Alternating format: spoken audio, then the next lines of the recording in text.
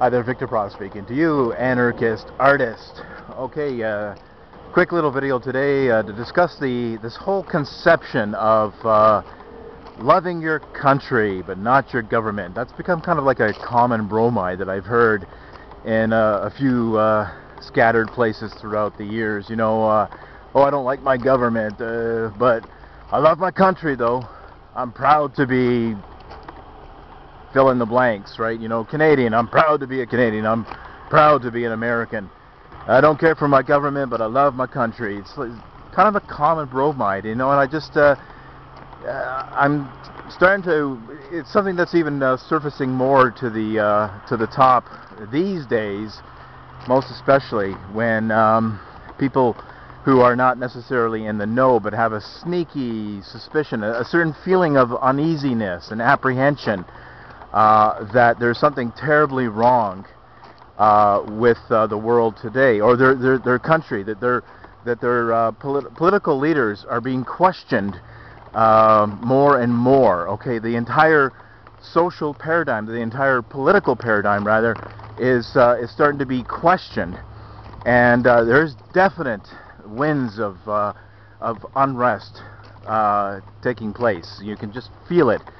It is something that is becoming palatable, and something that for people who are particularly in the know, though, can articulate in very clear language exactly what the problems are and what we can expect from it. But for most people, it's just a apprehensive feeling. So when we look at some of that apprehensiveness, though, and seeking of relief, and as a coping mechanism, you do have the phenomena of, well, I hate my government, but I love my country. There's still some kind of wanting to cling to shredded hopes of ideology, of something larger outside of ourselves we're trying to seek. We're always looking for that savior, however skeptical that we can be. It's extremely complex and interesting phenomena that we have here. The hating your political leaders, like the whole thing of I don't love my government, but I love my country. But people who say that, though, aren't anarchists necessarily. I mean, they still have this Stockholm addiction to the whole conception of government, in that they might be out status or minarchists, but they still cling to the very conception that we need government. But however that government is currently manifest, they might not warm up to it too much, because it's the reality of the predations and the corruption is so evident that they don't want to say that, well, I love I love that, but I love my country. But just because they're not digging on their current government in its current manifestation, its current form, whether that be a republic or democrat or what have you, I mean, the whole idea of doing away with the entire paradigm, the whole conception, the whole religion that is statism, they have not reached that plateau yet, that level of intellectual maturity. And so you do have these sentiments, loving the country but not your government. Well, when you ask that, though, when you look into the larger question, well, what does that mean? What does that mean? I love my country. What the fuck does that mean?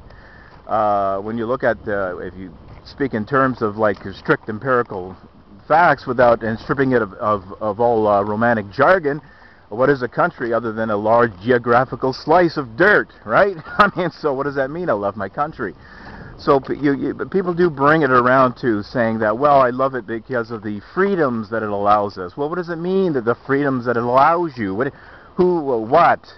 is allowing you this freedom? That patch of dirt called a country? No, it swings back down right around full circle to the government, so that the less a government is intrusive, the more freedoms that it allows you, enables you to say that, hey, I love my country. But that just brings it back to the politicians again, to the government. So to be thankful for people to the extent that they leave you the fuck alone and leave your private life to yourself, you're minding your own business and allowing you a greater chunk of the income that you make without the whole distributive wealth schemes and the plundering of wealth, the less that they do that, the more that we applaud it, and for good reason. And to that extent, we love our country, is to the extent that the politicians are leaving us the fuck alone, okay?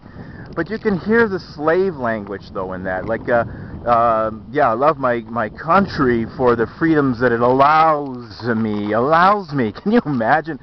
You know, allows you. This is slave language. You shouldn't be allowed to do something, you know, if you're minding your own business. Who the fuck are these people anyway? It's like we take this this mindset from our childhood that our parents are our ultimate authority figures, and this kind of like authoritarian approach to ethics has been so inculcated and hammered into our heads. We take that and we look at the country as one large household, you know, like, hey, if you love it or leave it, pal, you know, it's kind of like reminiscent of what your parents might say if you're a recalcitrant to the rules that they're imposing. Hey, if you don't like it, there's the door.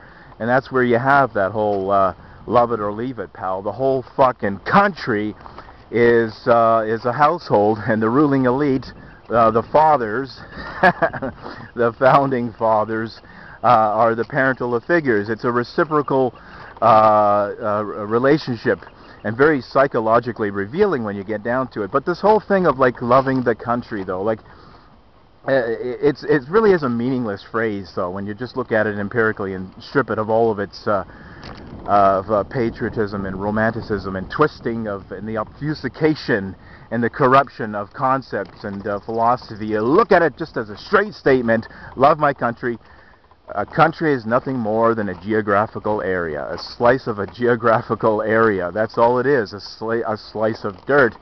And to love the country to the extent that the ruling elite, that your politicians, your leaders leave you the fuck alone, is something to be grateful for, in the sense of like relief that somebody has said that, hey, today I'm not going to punch you in the face. You don't feel a sense of esteem for that person.